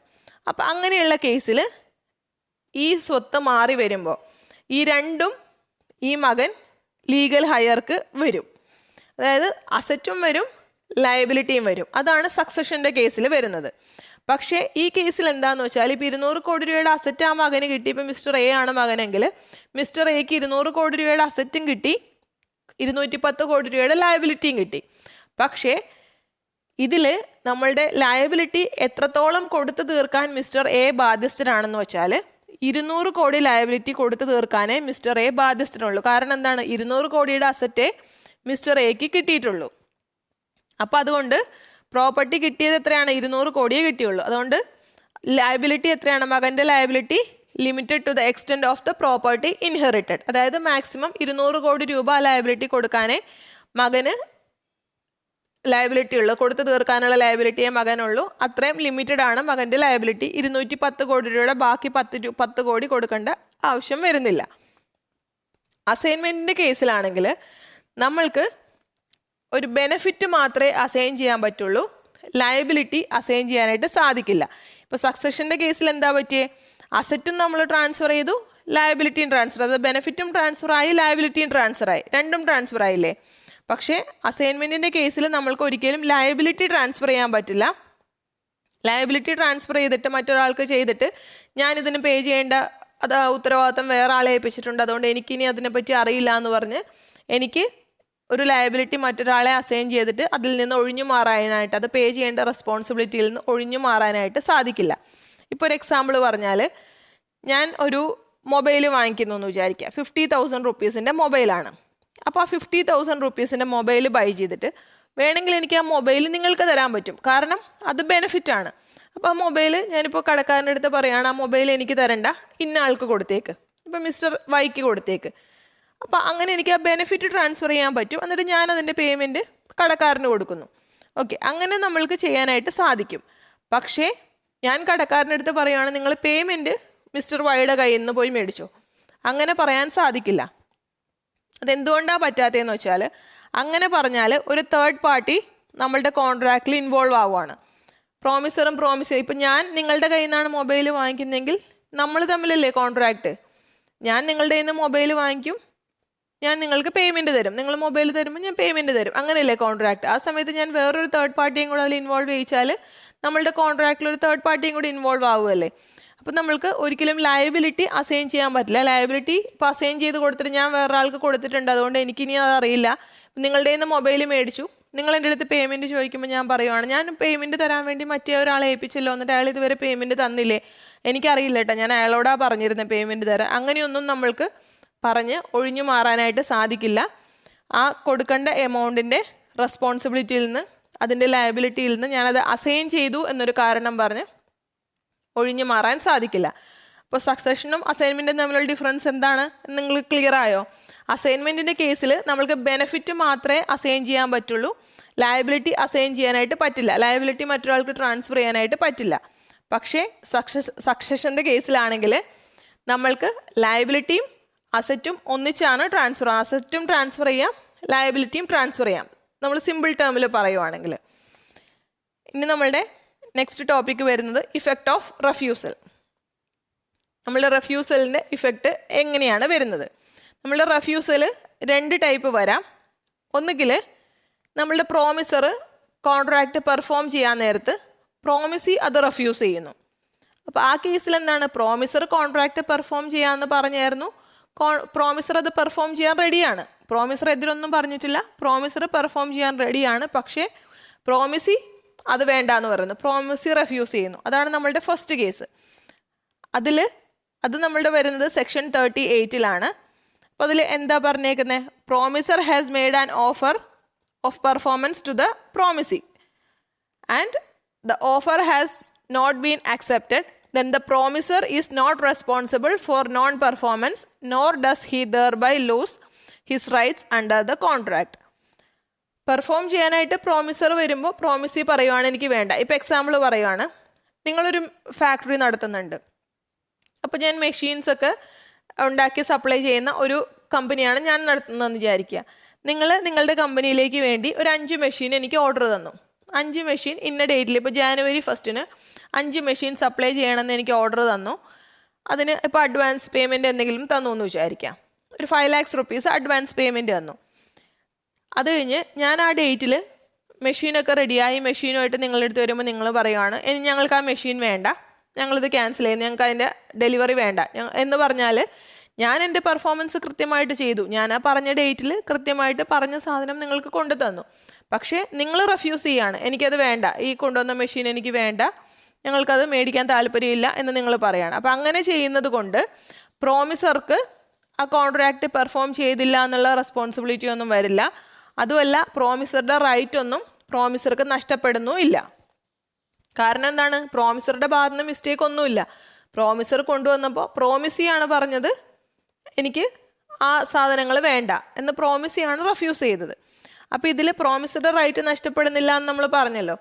അങ്ങനെയുള്ള കേസാണെങ്കിൽ പ്രോമിസർ നോൺ പെർഫോമൻസിന് റെസ്പോൺസിബിൾ അല്ല, പ്രോമിസറുടെ റൈറ്റ്സ് ഒന്നും നഷ്ടപ്പെടുന്നുമില്ല എന്നൊരവസ്ഥ വരണമെങ്കിൽ അതിന് ചില കണ്ടീഷൻസ് സാറ്റിസ്ഫൈ ചെയ്യേണ്ടതുണ്ട്. അതിൽ first one, it must be unconditional. അതായത് ഞാനിപ്പോൾ നിങ്ങളുടെ അടുത്ത് നമ്മൾ തമ്മിൽ എഗ്രിമെൻറ്റ് വെച്ചേക്കുന്നത് ഒരു 10 lakhs rupees മെഷീൻസ് ഡെലിവറി ചെയ്യാനാണ്. 5 lakhs നിങ്ങൾ അഡ്വാൻസ് തന്നു എന്ന് വിചാരിക്കുക. ബാക്കി 5 lakhs അല്ലേ നിങ്ങൾ തരാനുള്ളത്. ഞാൻ മെഷീനറി നിങ്ങളുടെ അടുത്ത് കൊണ്ടുവന്നിട്ട് ഞാൻ നിങ്ങളോട് പറയുകയാണ് ഇനി ഒരു 7 lakhs rupees കൂടെ തന്നാലേ മെഷീനറി തരുള്ളൂ. അപ്പോൾ എന്താ, ഞാൻ ഓഫർ ചെയ്യുന്നത് ഒരു കണ്ടീഷൻ വെച്ചിട്ടല്ലേ ഓഫർ ചെയ്യുന്നത്. ആദ്യം നമ്മൾ പറഞ്ഞു ഉറപ്പിച്ചതും എഗ്രിമെൻറ്റിലെല്ലാം നമ്മൾ പറഞ്ഞേക്കുന്നത് 10 lakhs ആണ്. 5 lakhs നിങ്ങൾ അഡ്വാൻസ് തന്നു, ബാക്കി 5 lakhs ഇനി നിങ്ങൾ തരാനുള്ളൂ. പക്ഷേ ഞാൻ മെഷീൻ കൊണ്ടുവന്നപ്പോൾ നിങ്ങൾ പറയുവാണ്, ഞാൻ പറയുവാണ് ഒരു 7 lakhs rupees തന്നാലേ ഞാനിത് നിങ്ങളുടെ പ്രമിസസിൽ, അതായത് നിങ്ങളുടെ ഫാക്ടറിയിൽ ഇറക്കി വയ്ക്കുള്ളൂ. അപ്പോൾ അത് എൻ്റെ ഓഫർ കണ്ടീഷണലായി. അൺകണ്ടീഷണൽ ആണോ? അല്ല, കണ്ടീഷണലാണ്. അപ്പോൾ ആ കേസിൽ വേണമെങ്കിൽ നിങ്ങൾക്ക് റെഫ്യൂസ് ചെയ്യാം. അപ്പോൾ നിങ്ങൾക്ക് പറയാം വേണ്ട, നിങ്ങൾ 5 lakhs അന്ന് പറഞ്ഞ എമൗണ്ടിനേക്കാളും കൂടുതലാണ് ഇപ്പോൾ പറയുന്നത്, അതുകൊണ്ട് ഈ മെഷീനറി നിങ്ങൾക്ക് വേണ്ട. അപ്പോൾ അങ്ങനെയുള്ള കേസിൽ നമ്മൾ തൊട്ട് മേളിൽ പറഞ്ഞ പോയിന്റ് ആപ്ലിക്കബിൾ ആവില്ല, കാരണം ഇത് അൺകണ്ടീഷണൽ അല്ല. ഇനി സെക്കൻഡ് പോയിന്റ് പറയുന്നത്, നമ്മൾ പ്രോപ്പർ ടൈമിൽ പ്രോപ്പർ പ്ലേസിലായിരിക്കണം അത് ഡെലിവറി ചെയ്യുന്നത്. അതുമല്ല, ആ സമയത്ത് നമ്മളുടെ പ്രോമിസിക്ക് അത് കറക്റ്റായിട്ട് പ്രോമിസിയുടെ പെർഫോമൻസ് പെർഫോം ചെയ്യാൻ പറ്റിയൊരു സമയത്ത് അല്ലെങ്കിൽ അതുപോലത്തെ ഒരു സർക്കംസ്റ്റാൻസിലായിരിക്കണം നമ്മളുടെ പ്രോമിസർ ഗുഡ്സ് ഡെലിവറി ചെയ്യുന്നത് അല്ലെങ്കിൽ പ്രോമിസർ പെർഫോം ചെയ്യുന്നത്. ഇപ്പോൾ എക്സാമ്പിൾ പറഞ്ഞാൽ, ഒരു ദിവസം ഗുഡ്സ് നമ്മൾ ഡെലിവറി ചെയ്യാനൊക്കെ പ്ലാൻ ചെയ്തു. ജാനുവരി 1 ഗുഡ്സ് ഡെലിവറി ചെയ്യാമെന്ന് വെച്ചു. ജാനുവരി 1 രാത്രി ഒരു 12 മണിയായപ്പോൾ ഞാൻ പ്രോമിസിയെ വിളിച്ചേക്കുവാണ്, ഞാൻ മെഷീനും, അതായത് ഞാൻ നിങ്ങളെ വിളിച്ചിട്ട് പറയുവാണ് ഞാൻ മെഷീനറിയും കൊണ്ട് നിങ്ങളുടെ ഓഫീസിൻ്റെ ഫ്രണ്ടിൽ നിൽക്കുവാണ്. അപ്പോൾ നിങ്ങൾ പറയും ഈ സമയത്ത് അവിടെ ആരുമില്ല, 5 മണിയായപ്പോൾ ഓഫീസ് അടച്ചിട്ട് സ്റ്റാഫൊക്കെ വീട്ടിൽ പോയി. അപ്പോൾ ഞാൻ നിങ്ങളുടെ അടുത്ത് പറയുന്നത് അതൊന്നും പറഞ്ഞാൽ പറ്റില്ല, ഇന്ന ഡേറ്റിൽ കൊണ്ടുവരാമെന്നല്ലേ ഞാൻ പറഞ്ഞത്. അപ്പോൾ അതേ 12 മണിയായി ഞാൻ കൊണ്ടുവന്നിട്ടുണ്ട്, അപ്പോൾ നിങ്ങൾ പെട്ടെന്ന് വന്ന് ഡെലിവറി എടുത്തു. അപ്പോൾ അങ്ങനെയുള്ള ആ ടൈമും പ്ലേസൊക്കെ നിങ്ങൾക്ക് പറ്റുന്നതാണോ? പറ്റില്ല, ആ ടൈം നിങ്ങൾക്ക് പറ്റുന്നതല്ല. ഇനി പ്ലേസും നിങ്ങളുടെ ഫാക്ടറിയിൽ കൊണ്ട് ഡെലിവറി ചെയ്യാതെ ഞാൻ പറയുവാണ് നിങ്ങളുടെ ഫാക്ടറിയുടെ ഒരു 10 കിലോമീറ്റർ അപ്പുറത്തൊരു കാർഡ് ഉണ്ടെന്ന് വിചാരിക്കും. ഞാൻ ആ കാർഡിൻ്റെ അപ്പുറത്ത് നിൽക്കുന്നുണ്ട്, നിങ്ങൾ ആ കാർഡിൻ്റെ അവിടെ വന്ന് സാധനം മേടിച്ചിട്ട് നിങ്ങൾ വേണമെങ്കിൽ നിങ്ങളുടെ ഫാക്ടറിയിലേക്ക് കൊണ്ടുപോയിക്കോളൂ. അപ്പോൾ അങ്ങനെയുള്ള കേസിലൊക്കെ ആണെങ്കിൽ പ്രോമിസിക്ക് വേണമെങ്കിൽ റെഫ്യൂസ് ചെയ്യാം. അപ്പോൾ അതും നമ്മളുടെ മേളിൽ പറഞ്ഞ പോയിന്റിൻ്റെ ബെനിഫിറ്റിൽ വരില്ല. ഇനി തേർഡ് പോയിന്റ് പറയുന്നത് എന്താണെന്ന് വെച്ചാൽ, നമ്മളുടെ പ്രോമിസിക്ക് നമ്മൾ സാധനം ഡെലിവർ ചെയ്യുമ്പോൾ, ഇപ്പോൾ എന്തെങ്കിലും ഗുഡ്സ് ഡെലിവർ ചെയ്യുന്ന കേസാണെങ്കിൽ നമ്മൾ കറക്റ്റായിട്ട് പറഞ്ഞ ഐറ്റം തന്നെയാണോ ഡെലിവർ ചെയ്തേക്കുന്നതെന്ന് നമ്മളുടെ പ്രോമിസിക്ക് ചെക്ക് ചെയ്യണമെങ്കിൽ അതിനുള്ളൊരു ചാൻസ് നമ്മൾ കൊടുക്കണ്ടേ? അതായത് ഇപ്പോൾ നമ്മൾ നേരത്തെ പറഞ്ഞ പോലെ രാത്രി 2 മണിക്ക് കൊണ്ടുവന്ന സാധനം എവിടെയെങ്കിലും ഇറക്കി വെച്ചിട്ട് പോകുന്നു. അപ്പോൾ ആ സമയത്ത് പ്രോമിസി ആ സ്ഥലത്തില്ല, പ്രോമിസി വീട്ടിൽ കിടന്ന് നല്ല ഉറക്കമായിരിക്കും ചിലപ്പോൾ. അപ്പോൾ പ്രോമിസിക്ക് ആ ഓർഡർ ചെയ്ത ഐറ്റം തന്നെയാണോ വന്നത്, ആ സെയിം പീസാണോ അല്ലെങ്കിൽ നമ്മൾ പറഞ്ഞ രീതിയിലുള്ള സാധനമാണോ വന്നേക്കുന്നത്, നമ്മൾക്ക് വേണ്ട സ്പെസിഫിക്കേഷൻസ് ഒക്കെ അതിലുണ്ടോ, അങ്ങനെയൊക്കെ എന്തെങ്കിലും ചെക്ക് ചെയ്യാനായിട്ട് പറ്റുമോ? ആ കൊണ്ടുവന്ന ഗുഡ്സിന് അല്ലെങ്കിൽ കൊണ്ടുവന്ന സാധനങ്ങളുടെ ഒരു ഇൻസ്പെക്ഷൻ നടത്താനായിട്ട് പ്രോമിസിക്ക് പറ്റില്ല. അപ്പം അങ്ങനെയുള്ള കേസിലും നമ്മളുടെ ഈ മേളിൽ പറഞ്ഞ പോയിന്റ് ആപ്ലിക്കബിൾ ആവില്ല. ഈ 3 കേസും അല്ലെങ്കിൽ, അതായത് പ്രോപ്പർ ടൈമിലും പ്രോപ്പർ സർക്കംസ്റ്റാൻസിലൊക്കെയാണ് നമ്മൾ ഡെലിവർ ചെയ്തത്, അൺകണ്ടീഷണൽ ആയിട്ടാണ് ഡെലിവർ ചെയ്തത്, എല്ലാം ഓക്കെയാണ്, എന്നിട്ടും പ്രോമിസി അത് അക്സെപ്റ്റ് ചെയ്യുന്നില്ല, പ്രോമിസ് റെഫ്യൂസ് ചെയ്യുകയാണെന്നുണ്ടെങ്കിൽ ആ കേസിൽ പ്രോമിസർ നോൺ പെർഫോമൻസിന് റെസ്പോൺസിബിൾ ആയിരിക്കില്ല. പിന്നെ പ്രോമിസ് റെഫ്യൂസ് ചെയ്തു എന്നുള്ള കാരണം കൊണ്ട് പ്രോമിസ്ഡ് റൈറ്റ്സ് ഒന്നും നഷ്ടപ്പെടുന്നും ഇല്ല. ഇനി നമ്മളുടെ സെക്കൻഡ് കേസ് വരുന്നത്, ഇപ്പോൾ ഫസ്റ്റ് കേസിൽ എന്താണ്, പ്രോമിസർ റെഡിയാണ്, പ്രോമിസർ പെർഫോം ചെയ്യുന്നു, പക്ഷേ പ്രോമിസ് അക്സെപ്റ്റ് ചെയ്യുന്നില്ല. ഇനി നമ്മുടെ സെക്കൻഡ് കേസിൽ സെക്ഷൻ 39 വരുന്നത് പ്രോമിസർ അത് കറക്റ്റായിട്ട് പെർഫോം ചെയ്യുന്നില്ല. അതാണ് നമ്മുടെ സെക്ഷൻ 39 വരുന്നത്. പ്രോമിസർ എന്തെങ്കിലും കാരണം കൊണ്ട് റെഫ്യൂസ് ചെയ്യുന്നു. When a party to a contract has refused to perform or disabled himself from performing his promise in its entirety, the promisee has the right to terminate the contract or indicate by words or by conduct that he is interested in its continuance. അതായത് ഏതെങ്കിലും കേസിൽ നമ്മൾ കോൺട്രാക്റ്റിൽ enter ചെയ്തു, എന്നിട്ട് അതിലൊരു party contract refuse ചെയ്യും. അതായത് നമ്മൾ പ്രോമിസ് കൊടുത്ത ആൾ എന്തെങ്കിലും പ്രോമിസ് ചെയ്യുന്നതിൽ നിന്ന് മാറി നിൽക്കുവാണ്. അതിപ്പം എന്തെങ്കിലും കാരണം കൊണ്ടാവാം. ഇപ്പം എന്തെങ്കിലും ഇൽനെസ് കൊണ്ട്, എന്തെങ്കിലും സുഖമില്ലാത്ത കൊണ്ട് ചെയ്യുന്നില്ല, അല്ലെങ്കിൽ എന്തെങ്കിലും ഡിസബിലിറ്റി വന്നു, അപ്പോൾ അങ്ങനെ എന്തെങ്കിലും കാരണം കൊണ്ട് പെർഫോം ചെയ്യാൻ പറ്റുന്നില്ലെങ്കിൽ നമ്മളുടെ പ്രോമിസിക്ക് വേണമെങ്കിൽ ഒന്നുകിൽ ആ കോൺട്രാക്റ്റ് ടെർമിനേറ്റ് ചെയ്യാൻ പറ്റും. ഇനി അങ്ങനെയല്ലെങ്കിൽ അവർക്കത് കണ്ടിന്യൂ ചെയ്യണമെങ്കിൽ അത് ഇൻഡിക്കേറ്റ് ചെയ്തുകൊണ്ട് കണ്ടിന്യൂ ചെയ്യാനും സാധിക്കും.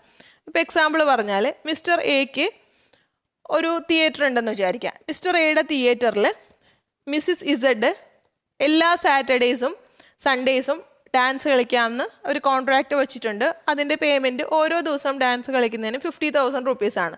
അത് സാറ്റർഡേ 50,000, സൺഡേ 50,000. അങ്ങനെ 1 ഇയറിലേക്ക് ചെയ്യാമെന്ന് പറഞ്ഞാണ് ഇവർ എഗ്രിമെൻറ്റ് വെച്ചേക്കുന്നത്. അപ്പോൾ 2-3 ആഴ്ച നമ്മളുടെ മിസ്സിസ് ഇസഡ്, അതായത് നമ്മുടെ ഡാൻസർ പോയി ഡാൻസ് ചെയ്തു. അത് കഴിഞ്ഞ് ഇടയ്ക്ക് നമ്മളുടെ ഡാൻസർക്ക് സുഖമില്ലാതെ കിടപ്പായി, അല്ലെങ്കിൽ എന്തെങ്കിലും ഡാൻസ് കളിക്കാൻ പറ്റാത്ത ഒരവസ്ഥ വന്നു. അപ്പോൾ ആ കേസിൽ എന്താണ്, ആ കോൺട്രാക്റ്റ് പെർഫോം ചെയ്തില്ല. ശരിക്കും 1 വർഷം എല്ലാ ദിവസവും അത് ചെയ്തോളാം എന്ന് പറഞ്ഞല്ലേ ഇവർ കോൺട്രാക്റ്റ് വെച്ചേക്കുന്നത്. അപ്പോൾ കോൺട്രാക്റ്റ് പെർഫോം ചെയ്യാൻ പറ്റിയില്ല. അപ്പോൾ അങ്ങനെയുള്ള കേസിൽ നമ്മളുടെ എക്ക് വേണമെങ്കിൽ, അതായത് ആ തിയേറ്ററിൻ്റെ ഓണർക്ക് ആരാണോ കോൺട്രാക്റ്റ് വെച്ചത് അവർക്ക് വേണമെങ്കിൽ ഈ കോൺട്രാക്റ്റ് ടെർമിനേറ്റ് ചെയ്യണമെങ്കിൽ ടെർമിനേറ്റ് ചെയ്യാം. കാരണം പറഞ്ഞതനുസരിച്ച് വന്നില്ല, ഡാൻസ് കളിച്ചില്ല. അപ്പോൾ അതുകൊണ്ട് കോൺട്രാക്റ്റ് ടെർമിനേറ്റ് ചെയ്യണമെങ്കിൽ ടെർമിനേറ്റ് ചെയ്യാൻ സാധിക്കും. ഇനി അതല്ല, ടെർമിനേറ്റ് ചെയ്യുന്നില്ല, അത് കണ്ടിന്യൂ ചെയ്ത് പോകാൻ തന്നെയാണ് താല്പര്യമെങ്കിൽ കണ്ടിന്യൂ ചെയ്യണമെങ്കിൽ കണ്ടിന്യൂ ചെയ്യാനും സാധിക്കും. ആ ഡാൻസറുടെ അടുത്ത് പറയുകയാണ്, ഓക്കെ ഈ ആഴ്ച കളിച്ചില്ലെങ്കിലും കുഴപ്പമില്ല, ഇനി തൊട്ട് കറക്റ്റായിട്ട് വന്നാൽ മതി, കോൺട്രാക്റ്റ് ടെർമിനേറ്റ് ചെയ്യുന്നില്ല, കണ്ടിന്യൂ ചെയ്ത് പോവുകയാണ്, അപ്പോൾ നെക്സ്റ്റ് ഡേ തൊട്ട് കൃത്യമായിട്ട് വന്നാൽ മതി. അപ്പോൾ അങ്ങനെ കണ്ടിന്യൂ ചെയ്യണമെങ്കിൽ കണ്ടിന്യൂ ചെയ്യാം, ടെർമിനേറ്റ് ചെയ്യണമെങ്കിൽ ഹി ക്യാൻ ടെർമിനേറ്റ് ഓൾസോ. ഇനി നമ്മളുടെ പ്രോമിസി ടെർമിനേറ്റ് ചെയ്യുന്നില്ല എന്ന് വിചാരിക്കുക. ഇപ്പോൾ 1-2 ആഴ്ച നമ്മളുടെ ഡാൻസർ കളിക്കാൻ വന്നില്ല, എന്നിട്ടും നമ്മളുടെ തിയേറ്ററിൻ്റെ ഓണർ ഒന്നും ടെർമിനേറ്റ് ചെയ്യുന്നില്ല, കോൺട്രാക്റ്റ് കണ്ടിന്യൂ ചെയ്യുവാണ്. അങ്ങനെയാണെങ്കിൽ പിന്നെ ഒരു ടൈമിൽ ഈ ഒരു കാരണം പറഞ്ഞ് കോൺട്രാക്റ്റ് ടെർമിനേറ്റ് ചെയ്യണമെന്ന് പറയാനായിട്ട് സാധിക്കില്ല. കാരണം ആളെ പെർഫോം ചെയ്യാതിരുന്ന സമയത്ത് തന്നെ വേണം കോൺട്രാക്റ്റ് ടെർമിനേറ്റ് ചെയ്യണമെങ്കിൽ ടെർമിനേറ്റ് ചെയ്യാൻ. അപ്പോൾ അപ്പോഴൊന്നും കുഴപ്പമില്ല. പിന്നെ അത് കഴിഞ്ഞ് ഒരു 2-3 ആഴ്ച ചിലപ്പോൾ വന്ന് കളിച്ചു എന്ന് വിചാരിക്കുക, ഡാൻസ് കളിച്ചു, പിന്നെയും ഇപ്പോൾ 1-2 ആഴ്ച വന്നില്ല, അല്ലെങ്കിൽ പിന്നെ അങ്ങ് മുമ്പോട്ട് പോകുന്ന സമയത്ത് എന്തെങ്കിലും കാരണം ഇവർ തമ്മിൽ ദേഷ്യം ഉണ്ടായപ്പോൾ അന്ന് ഡാൻസ് കളിക്കാൻ വരാഞ്ഞുകൊണ്ട് ഈ കോൺട്രാക്റ്റ് ടെർമിനേറ്റ് ചെയ്യുവാണ് എന്നുള്ള രീതിയിൽ പറഞ്ഞ് ഒരു ലേറ്റർ ഡേറ്റിൽ കോൺട്രാക്റ്റ് ടെർമിനേറ്റ് ചെയ്യാനായിട്ട് സാധിക്കില്ല. ചെയ്യണമെങ്കിൽ അത് ഇമ്മീഡിയറ്റ് ആയിട്ട് ആ സമയത്ത് എപ്പോഴാണോ പെർഫോമൻസ് ഇല്ലാതെ വരുന്ന ആ സമയത്ത് തന്നെ ചെയ്യണം. ഇങ്ങനെയുള്ള കേസിൽ ഇപ്പം ആ പെർഫോമൻസ് നടക്കാത്ത കേസിലാണെങ്കിൽ ഉടനെ കോൺട്രാക്റ്റ് ടെർമിനേറ്റ് ചെയ്യുവാണെങ്കിൽ നമ്മളുടെ പ്രോമിസിക്ക് വേണമെങ്കിൽ ഡാമേജസ് ക്ലെയിം ചെയ്യാനായിട്ട് സാധിക്കും. ഇപ്പം ഇന്ന ദിവസം നിങ്ങൾ ഡാൻസ് കളിക്കാൻ വരാതിരുന്നതുകൊണ്ട് ഇത്ര ആളുകൾ വന്നു, അവരിങ്ങനെ പേയ്മെൻറ്റ് തരാതെ പോയി, അല്ലെങ്കിൽ അത് കാരണം എനിക്ക് ഇത്ര രൂപ നഷ്ടമുണ്ടായി, 1 lakh rupees എനിക്ക് നഷ്ടമുണ്ടായി, സോ അത് നിങ്ങൾ കോമ്പൻസേറ്റ് ചെയ്യണം. നിങ്ങളുടെ ബ്രീച്ച് കാരണം, നിങ്ങൾ കൃത്യമായിട്ട് ചെയ്യേണ്ട കാര്യം ചെയ്യാത്ത കാരണം എനിക്കുണ്ടായ നഷ്ടമാണ്, അത് നിങ്ങൾ കോമ്പൻസേറ്റ് ചെയ്യണം എന്ന് ക്ലെയിം ചെയ്യാനായിട്ട്, ഡാമേജസ് ക്ലെയിം ചെയ്യാനായിട്ട് സാധിക്കും. പക്ഷേ കോൺട്രാക്റ്റ് കണ്ടിന്യൂ ചെയ്ത് പോയിട്ട് കുറച്ച് നാൾ കഴിയുമ്പോൾ നിങ്ങൾ അന്ന് ഡാൻസ് കളിക്കാൻ വരാതിരുന്നത് കൊണ്ട് എനിക്ക് അന്ന് 1 lakh rupees നഷ്ടമുണ്ടായി, അത് നിങ്ങളിപ്പോൾ തരണം എന്ന് പറഞ്ഞ് ക്ലെയിം ചെയ്യാനായിട്ട് സാധിക്കില്ല.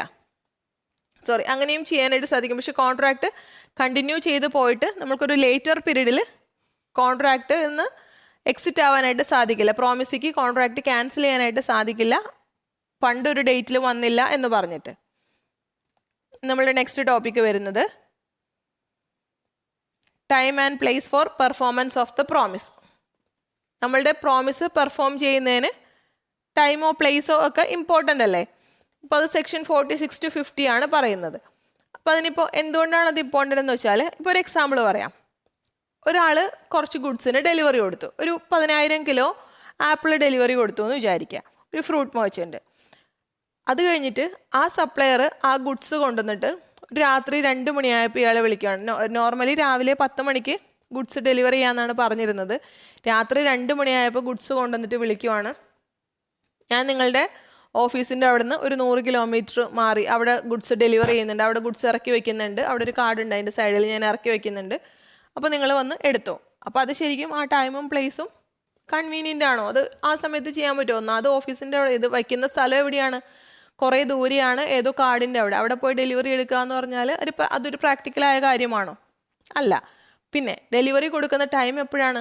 രാത്രി 2:30, അതായത് വെളുപ്പിന് 2:30 ഡെലിവറി ചെയ്യാമെന്ന് പറയുന്നത്. ആ സമയത്ത് ഈ ഡെലിവറി അക്സെപ്റ്റ് ചെയ്യേണ്ട അയാളുടെ വീട്ടിൽ കിടന്ന് ഉറങ്ങുമല്ലേ, ആ സമയത്ത് പോയിട്ട് ഇത്രയും ദൂരെ പോയിട്ട് അത് പെർഫോം ചെയ്യാൻ വേണ്ടി ആ ഐറ്റംസ് ഡെലിവറി എടുക്കാൻ അക്സെപ്റ്റ് ചെയ്യാൻ സാധിക്കുമോ? ഇല്ല.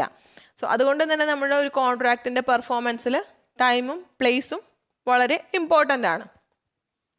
അപ്പോൾ നമ്മൾ ഫസ്റ്റ് നോക്കാൻ പോകുന്ന കേസ് എന്ന് പറഞ്ഞാൽ time for performance of promise where no application is to be made and no time is specified.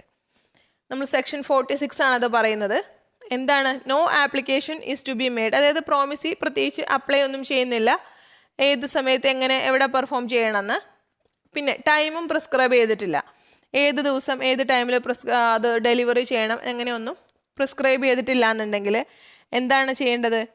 Must be performed within A reasonable time. ഒരു റീസണബിൾ ടൈമിനുള്ളിൽ ആ കോൺട്രാക്റ്റ് ആ പെർഫോമൻസ് ചെയ്യണം. ഇപ്പം എന്ന് ഡെലിവറി ചെയ്യണം എന്ന് പറഞ്ഞിട്ടില്ല എന്നുണ്ടെങ്കിൽ, അല്ലെങ്കിൽ എന്ന് ഡെലിവറി ചെയ്യണം, ഏത് സമയത്ത് ഡെലിവറി ചെയ്യണം, അല്ലെങ്കിൽ എവിടെ ഡെലിവറി ചെയ്യണം, അങ്ങനെയൊന്നും പറഞ്ഞിട്ടില്ല, ടൈം സ്പെസിഫൈ ചെയ്തിട്ടില്ല എങ്കിൽ നമ്മൾ എന്താ ചെയ്യേണ്ടത്? ഒരു റീസണബിൾ ടൈമിലാണ് ആ ഐറ്റംസ് ഡെലിവറി ചെയ്യേണ്ടത്. ഈ റീസണബിൾ ടൈം എന്നുള്ളത് പല കോൺട്രാക്റ്റിൻ്റെ കേസിലും പല രീതിയിലായിരിക്കും. ചിലപ്പോൾ ഒരു കോൺട്രാക്റ്റിന് റീസണബിളായ ടൈം ആയിരിക്കില്ല, വേറൊരു കോൺട്രാക്റ്റിന് റീസണബിൾ ടൈം. ഇപ്പോൾ എക്സാമ്പിൾ, ഞാൻ നിങ്ങളുടെ അടുത്ത്, നിങ്ങൾക്ക് സ്ട്രോബെറിയുടെ കൃഷി ഉണ്ടെന്ന് വിചാരിക്കുക, ഞാൻ നിങ്ങളുടെ അടുത്ത് വന്ന് സ്ട്രോബെറി ഓർഡർ തരുമ്പോൾ നിങ്ങൾ പറയുകയാണ് സ്ട്രോബെറി പറിച്ചിട്ടില്ല, അടുത്ത ദിവസം പറിക്കുള്ളൂ, പറിച്ച ഉടനെ ഞാൻ നിങ്ങൾക്ക് ഡെലിവറി തന്നേക്കാം. അപ്പോൾ ഓക്കെ എന്ന് പറഞ്ഞ് ഞാൻ തിരിച്ചു പോകുന്നു. അപ്പോൾ അതിൽ നമ്മൾ ഏത് ദിവസമാണ് ഡെലിവറി എന്നൊന്നും പറഞ്ഞിട്ടില്ല, നിങ്ങൾ പറഞ്ഞത് പറിച്ച് കഴിയുമ്പോൾ എനിക്ക് തരാം എന്നാണ് പറഞ്ഞത്, ഞാൻ അതിന് നിങ്ങൾക്ക് അഡ്വാൻസ് തന്നിട്ട് പോന്നു എന്ന് വിചാരിക്കുക.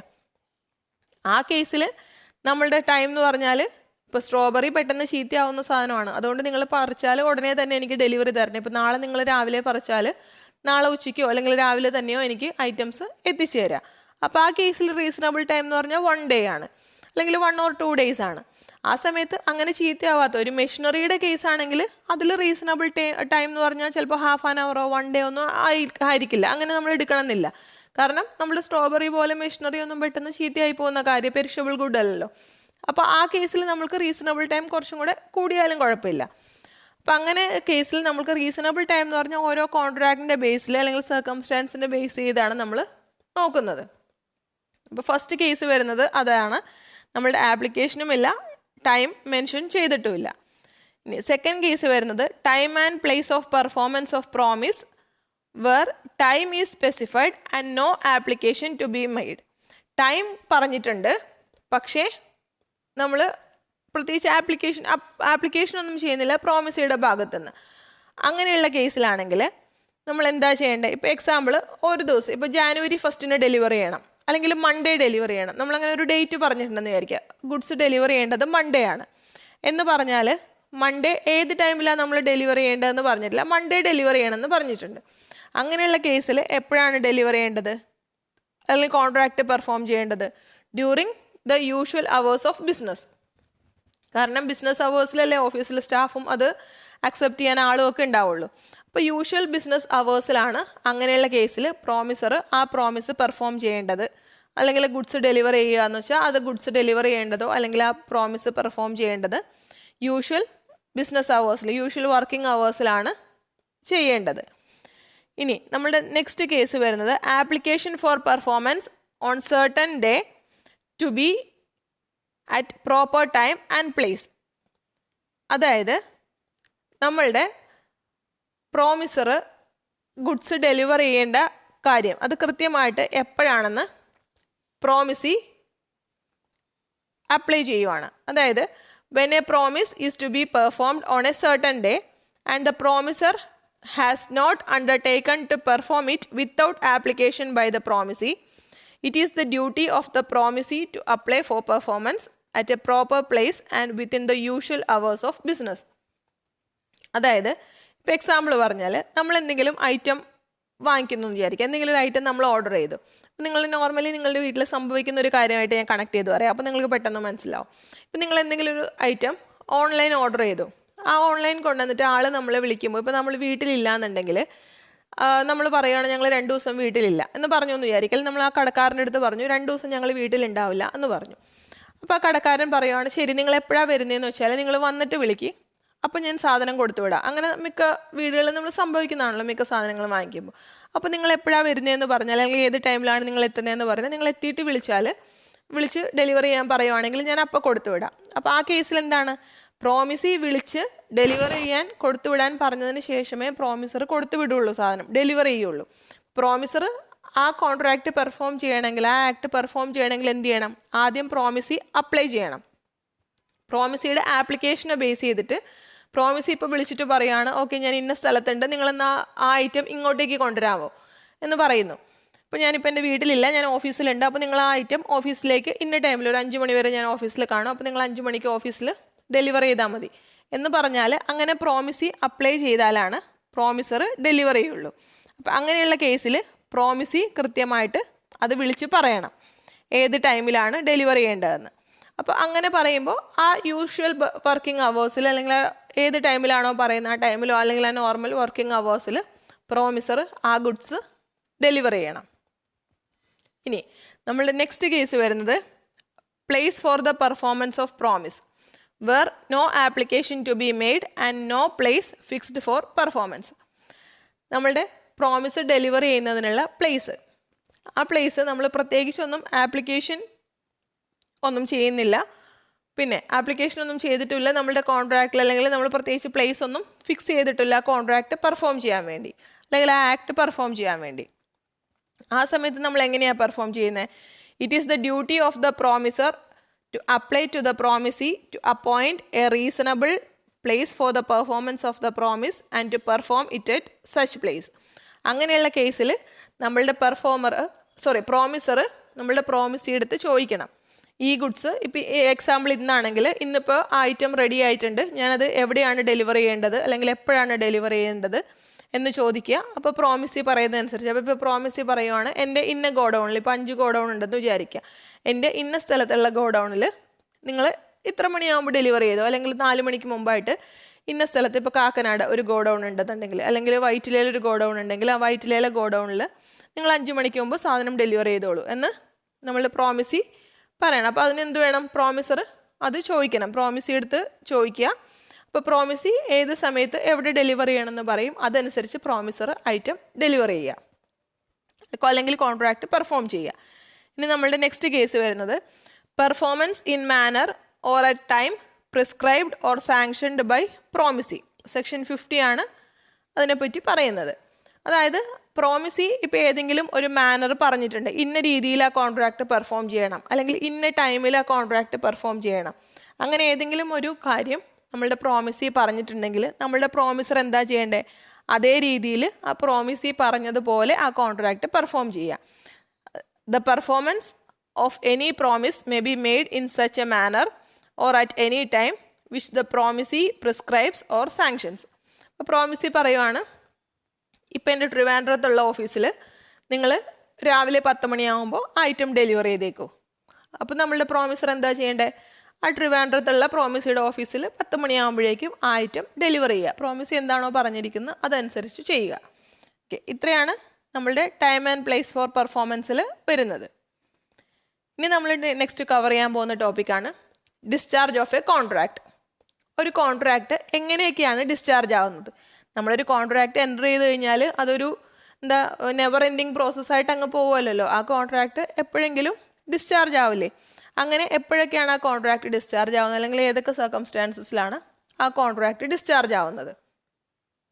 First one, discharge by performance. അതായത് നമ്മളൊരു കോൺട്രാക്റ്റിൽ എൻ്റർ ചെയ്തു, ആ കോൺട്രാക്ട് നമ്മൾ പെർഫോം ചെയ്തു. പെർഫോം ചെയ്ത് കഴിഞ്ഞാൽ ആ കോൺട്രാക്ട് ഓട്ടോമാറ്റിക് ഡിസ്ചാർജ് ആയില്ലേ. ഞാൻ നിങ്ങളുടെ അടുത്ത് പറയുന്നു എൻ്റെ മൊബൈൽ ഞാൻ നിങ്ങൾക്ക് സെല്ല് ചെയ്യാം 10,000 റുപ്പീസിന്, നിങ്ങളത് അക്സെപ്റ്റ് ചെയ്യുന്നു. ഞാൻ നിങ്ങൾക്ക് മൊബൈൽ തന്നു, നിങ്ങൾ എനിക്ക് 10,000 റുപ്പീസ് തന്നു. സോ കോൺട്രാക്ട് അവിടെ ഡിസ്ചാർജ് ആയി.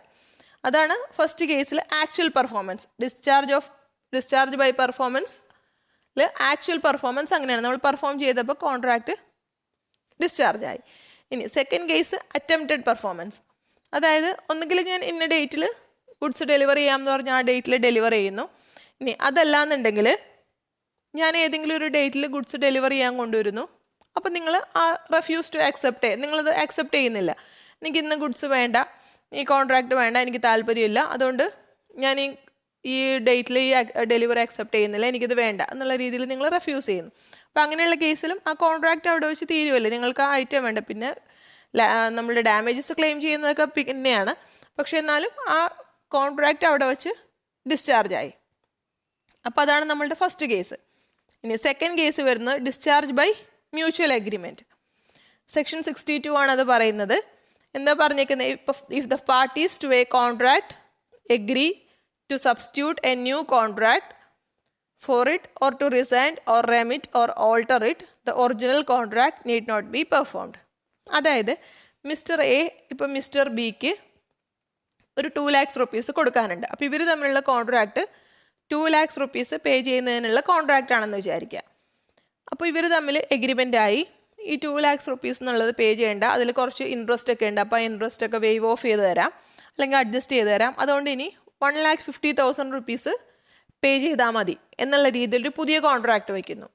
അപ്പോൾ എന്താണ്, നമ്മളുടെ പഴയ കോൺട്രാക്റ്റ് ഡിസ്ചാർജ് ആയില്ലേ, പഴയ കോൺട്രാക്റ്റ് ക്യാൻസലായി, ഇപ്പോൾ വാലിഡ് ആയിട്ടുള്ളത് പുതിയ കോൺട്രാക്റ്റാണ്. അപ്പം അങ്ങനെയുള്ള കേസിലും പാർട്ടീസിൻ്റെ മ്യൂച്വൽ അഗ്രിമെൻറ്റിൽ ചെയ്യുവാണെങ്കിൽ പുതിയ കോൺട്രാക്റ്റ് വെക്കുന്നു, അല്ലെങ്കിൽ കോൺട്രാക്റ്റിലെ കണ്ടീഷൻസ് ഓൾട്ടർ ചെയ്ത് വേറെ കോൺട്രാക്റ്റ് ഫോം ചെയ്യുന്നു, അങ്ങനെയുള്ള കേസിലും അവരുടെ മ്യൂച്വൽ കൺസെൻറ്റിൻ്റെ ബേസിൽ കോൺട്രാക്റ്റ് ഡിസ്ചാർജ് ആവുകയാണ്. ഇനി നെക്സ്റ്റ് വൺ വരുന്നത് discharge by impossibility of performance. നമ്മൾക്ക് ആ കോൺട്രാക്റ്റ് പെർഫോം ചെയ്യാൻ ഇമ്പോസിബിൾ ആവുന്നു, നമുക്ക് ചെയ്യാൻ പറ്റാത്ത അവസ്ഥ, ഇമ്പോസിബിളായ കാര്യമായതുകൊണ്ട് ആ കോൺട്രാക്റ്റ് ഡിസ്ചാർജ് ആവുന്നു. അത് ഇമ്പോസിബിലിറ്റി 2 രീതിയിലുണ്ട്. ഒന്ന് നമ്മൾക്ക് സ്റ്റാർട്ടിങ്ങിലെ തന്നെ ഇമ്പോസിബിൾ ആവുന്നു, അതായത് ഇമ്പോസിബിലിറ്റി അബ് ഇനീഷ്യോ എന്ന് വേണമെങ്കിൽ നമ്മൾ പറയും. അബ് ഇനീഷ്യോ എന്ന് പറഞ്ഞാൽ സ്റ്റാർട്ടിങ്ങിൽ തന്നെ ഇനീഷ്യൽ സ്റ്റേജസിൽ തന്നെ അത് ഇമ്പോസിബിൾ ആവുന്നു. ഇപ്പോൾ എക്സാമ്പിൾ ഞാൻ നിങ്ങളുടെ അടുത്ത് പറയുന്നു, നിങ്ങൾ എനിക്കൊരു 1 lakh റുപ്പീസ് തന്നാൽ ഞാനത് മാജിക്കിൽ കൂടെ നിങ്ങൾക്ക് 10 lakhs റുപ്പീസ് ആയിട്ട് തിരിച്ചു തരാം. അപ്പോൾ അതെന്താണ്, അത് ഇമ്പോസിബിൾ ആയ കാര്യമല്ലേ.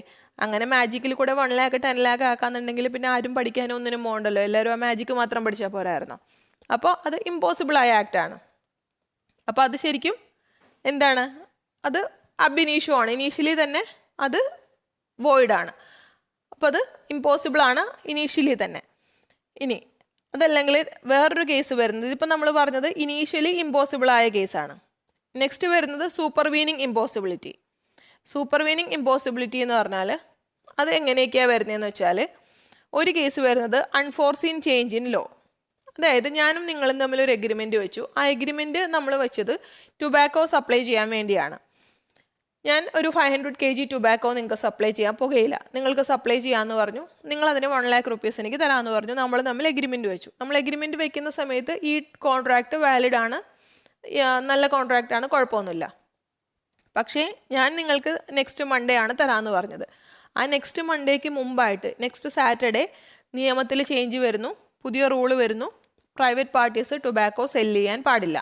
അങ്ങനെ ചെയ്താൽ അത് അൺലോഫുൾ ആണ്. അപ്പോൾ അതുകൊണ്ട് ചെയ്യാൻ പാടില്ല എന്നൊരു റൂൾ വന്നു എന്ന് വിചാരിക്കുക. അതെന്താണ്, സൂപ്പർവീനിങ് ഇമ്പോസിബിലിറ്റി ആണ്. ഞാൻ കോൺട്രാക്റ്റ് വച്ച സമയത്ത് എനിക്കത് ഇമ്പോസിബിൾ ആയിരുന്നില്ല, പക്ഷേ ഇനിയിപ്പോൾ എനിക്കത് ചെയ്യാൻ പറ്റില്ല, ഇനി ഞാനത് ചെയ്താൽ അത് ഇല്ലീഗൽ ആക്ട് ആവും. അപ്പോൾ അങ്ങനെയുള്ള കേസിൽ അതാണ് അൺഫോർസീൻ ചേഞ്ച് ഇൻ ലോ. ലോയിൽ വന്ന ചേഞ്ച് കൊണ്ട് എനിക്ക് എനിക്കത് ആ കോൺട്രാക്റ്റ് പെർഫോം ചെയ്യാൻ പറ്റാതെ വന്നു. ഇനി നെക്സ്റ്റ് വരുന്നത് the destruction of the subject matter essential to that performance. നമ്മൾ ഏതെങ്കിലും ഒരു കോൺട്രാക്റ്റിന് ഏതെങ്കിലും ഒരു ഐറ്റം സെല്ല് ചെയ്യാൻ എഗ്രിമെൻറ്റ് വെച്ചു എന്ന് വിചാരിക്കുക, ആ ഐറ്റം തന്നെ നശിച്ചു പോയി. അതായത് ഇപ്പോൾ എക്സാമ്പിൾ പറഞ്ഞാൽ എൻ്റെ വീട്ടിൽ ഒരു കാറുണ്ടെന്ന് വിചാരിക്കുക. അപ്പോൾ ഞാനിപ്പോൾ നിൽക്കുന്നത് ട്രിവാൻഡ്രത്താണ്, എൻ്റെ കോഴിക്കോടുള്ള വീട്ടിൽ കാറ് കിടപ്പുണ്ട്. അപ്പോൾ ഞാൻ ട്രിവാൻഡ്രത്ത് നിന്ന് ഒരാളുടെ അടുത്ത് എഗ്രിമെൻറ്റ് വയ്ക്കുകയാണ്, എൻ്റെ വീട്ടിൽ കാറുണ്ട്, ഞാനത് സെല്ല് ചെയ്യാൻ ഉദ്ദേശിക്കുന്നുണ്ട്, നിങ്ങൾ ബൈ ചെയ്യുന്നുണ്ടോ? അപ്പോൾ അയാൾ പറഞ്ഞാൽ ഓക്കെ ശരി ഞാൻ ബൈ ചെയ്യാം, ഞാൻ വില്ലിങ് ആണെന്ന് പറഞ്ഞ് എല്ലാം എഗ്രിമെൻ്റ് ഒക്കെ ആയി. പക്ഷേ ആ സമയത്ത് കോഴിക്കോട് ഇപ്പോൾ ഒരു വെള്ളപ്പൊക്കം വന്നു, എൻ്റെ കാറ് ഒഴുകിപ്പോയി. ഞാനത് അറിഞ്ഞിട്ടില്ല എഗ്രിമെൻറ്റ് വെക്കുന്ന സമയത്ത്. അപ്പോൾ എനിക്ക് ആ ആക്ട് പെർഫോം ചെയ്യാൻ പറ്റുമോ? ഞാനിപ്പോൾ അയാളുടെ അടുത്ത് കാറ് സെല്ല് ചെയ്യാം എന്നൊക്കെ പറഞ്ഞു. മിസ്റ്റർ എയോയുടെ അടുത്താണ് ഞാൻ എഗ്രിമെൻറ്റ് വെച്ചതെന്ന് വിചാരിക്കുക. അപ്പോൾ മിസ്റ്റർ എയോട് ഞാൻ കാറ് സെല്ല് ചെയ്യാമെന്നൊക്കെ പറഞ്ഞെങ്കിലും ഇപ്പോൾ ശരിക്കും അങ്ങനെ ഒരു കാറില്ല. അത് വെള്ളത്തിൽ ഒഴുകിപ്പോയി, അവിടെ ഇവിടെയൊക്കെ പോയി ഇടിച്ച് അത് നശിഞ്ഞു പോയി. അപ്പോൾ ആ കോൺട്രാക്റ്റിൽ നമ്മൾ കൊടുക്കാമെന്ന് പറഞ്ഞ സാധനം തന്നെ നശിച്ചു പോയി, അതില്ല ഇപ്പോൾ. അതുകൊണ്ട് എനിക്ക് ആ കോൺട്രാക്റ്റ് പെർഫോം ചെയ്യാൻ ഇമ്പോസിബിൾ ആണ്. ഇനി തേർഡ് കേസിൽ വരുന്നത് എന്താണെന്ന് വെച്ചാൽ, ഇപ്പോൾ നമ്മളുടെ എന്തെങ്കിലും ഫിസിക്കൽ ഇൻകേപ്പബിലിറ്റിയോ അങ്ങനെ എന്തെങ്കിലും പ്രോബ്ലം വന്നിട്ട് നമ്മൾക്ക് ആ കോൺട്രാക്റ്റ് പെർഫോം ചെയ്യാൻ പറ്റുന്നില്ല. ഇപ്പോൾ ഒരു എക്സാമ്പിൾ പറഞ്ഞാൽ, എ ബിയുടെ അടുത്ത് അവർ കല്യാണം കഴിക്കാൻ വേണ്ടി പരസ്പരം കോൺട്രാക്റ്റൊക്കെ വെച്ചു, ഇന്ന ഡേറ്റിൽ കല്യാണം കഴിക്കാമെന്നൊക്കെ പറഞ്ഞു. പക്ഷേ ഒരു മാസം മുമ്പ് എക്ക് ഭ്രാന്ത് പിടിക്കുവാണ്, എക്ക് ഭ്രാന്തായി പോവുകയാണ്. അപ്പം അങ്ങനെ ഭ്രാന്താവുന്ന കേസിൽ ആ കോൺട്രാക്റ്റ് പെർഫോം ചെയ്യാൻ പറ്റുമോ? ഇല്ല. അതവർ മനഃപൂർവ്വം വരുത്തിയതല്ല, എന്തെങ്കിലും കാരണം മനഃപൂർവ്വമായിട്ട് അവർ ചെയ്തതല്ലല്ലോ. ഈ കല്യാണം കഴിക്കാതിരിക്കാൻ വേണ്ടി ഭ്രാന്ത് വരുത്തണം എന്ന് വെച്ച് വരുത്തിയല്ലോ. പക്ഷേ ആ പറഞ്ഞ ഡേറ്റിന് മുമ്പ് കുറച്ച് ഇൻകപ്പാസിറ്റി വന്നു, അതായത് ആൾ മാഡായിപ്പോയി, ഭ്രാന്തായിപ്പോയി. അതുകൊണ്ട് ആ ആക്ടിവിറ്റി, ആ കോൺട്രാക്റ്റ് ഇമ്പോസിബിൾ ടു പെർഫോം ആണ്. അപ്പം അങ്ങനെയുള്ള കേസിലും ആ കോൺട്രാക്റ്റ് ഡിസ്ചാർജ് ആവുന്നു. ഇനി നെക്സ്റ്റ് വരുന്നത് discharge by lapse of time. അതായത് ഇപ്പോൾ എക്സാമ്പിൾ പറഞ്ഞാൽ, നമ്മൾ ലിമിറ്റേഷൻ ആക്ട് നമ്മളുടെ അടുത്ത് എന്താ പറഞ്ഞിട്ടുള്ളത്? എന്തെങ്കിലും എമൗണ്ട് നിങ്ങൾ കടം കൊടുത്തിട്ടുണ്ടെങ്കിൽ അത് 3 വർഷത്തിനുള്ളിൽ നിങ്ങളത് ക്ലെയിം ചെയ്യണം, അല്ലെങ്കിൽ 3 വർഷത്തിനുള്ളിൽ നിങ്ങൾ അയാളുടെ നിന്ന് കളക്ട് ചെയ്യുകയോ അത് ലീഗലി എൻഫോഴ്സ് ചെയ്യുകയോ ചെയ്യണം. അങ്ങനെ ചെയ്തില്ല എന്നുണ്ടെങ്കിൽ ആ 3 വർഷം കഴിയുമ്പോൾ അത് ടൈം ബാർഡ് ഡെറ്റായി പോകും. അപ്പം അങ്ങനെ ലാപ്സ് ഓഫ് ടൈം കൊണ്ട് നമ്മളുടെ ഡെറ്റ് വേണമെങ്കിൽ, അല്ലെങ്കിൽ നമ്മുടെ ആക്ട് പെർഫോം ചെയ്യാൻ പറ്റണ്ടാത്ത ഒരു സിറ്റുവേഷൻ വരുന്നു. അതാണ് discharge by lapse of time.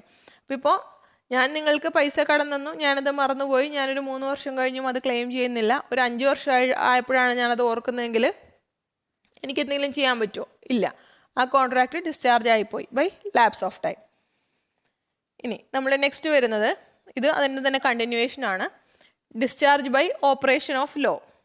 ഇപ്പോൾ ചില കേസസിൽ പ്രോമിസറുടെ ഡെത്തിൻ്റെ കേസിൽ, അല്ലെങ്കിൽ പ്രോമിസർ ചിലപ്പോൾ ഇൻസോൾവെൻ്റ് ആവുന്നു, അങ്ങനെയുള്ള കേസിലൊക്കെ ചിലപ്പോൾ നിയമം ഇടപെട്ടിട്ട് ആ കോൺട്രാക്റ്റ് ഡിസ്ചാർജ് ചെയ്യാം. അത് ഇപ്പോൾ എക്സാമ്പിൾ, മറ്റൊരാൾക്ക് 5 lakhs rupees കൊടുക്കാനുണ്ട്, പക്ഷേ ആ പൈസ കൊടുക്കാനുള്ള ആൾ ഇൻസോൾവെൻ്റ് ആയി പോകുന്നു. അപ്പോൾ നിയമം ഇടപെട്ടിട്ട് ഇപ്പോൾ നിയമം പറയുവാണ്, ഇയാളുടെ അസറ്റ് വിൽക്കുമ്പോൾ ആകെ 1 lakh rupees നിങ്ങൾക്ക് പേ ചെയ്യാനുള്ളൂ, സോ നിങ്ങൾ ആ 1 lakh rupees വാങ്ങിച്ചിട്ട് സാറ്റിസ്ഫൈ ആവുക, അതേ പറ്റുള്ളൂ. കാരണം അയാൾക്ക് വേറെ എക്സ്ട്രാ എമൗണ്ട് പേ ചെയ്യാനില്ല അയാളുടെ കയ്യിൽ. അപ്പോൾ അങ്ങനെയുള്ള കേസിൽ ചിലപ്പോൾ നിയമം, അതായത് ലോ ഓപ്പറേറ്റ് ചെയ്തും നമ്മളുടെ കോൺട്രാക്റ്റ് ഡിസ്ചാർജ് ആവാറുണ്ട്. ഇനി നെക്സ്റ്റ് കേസ് വരുന്നത് discharge by breach of contract.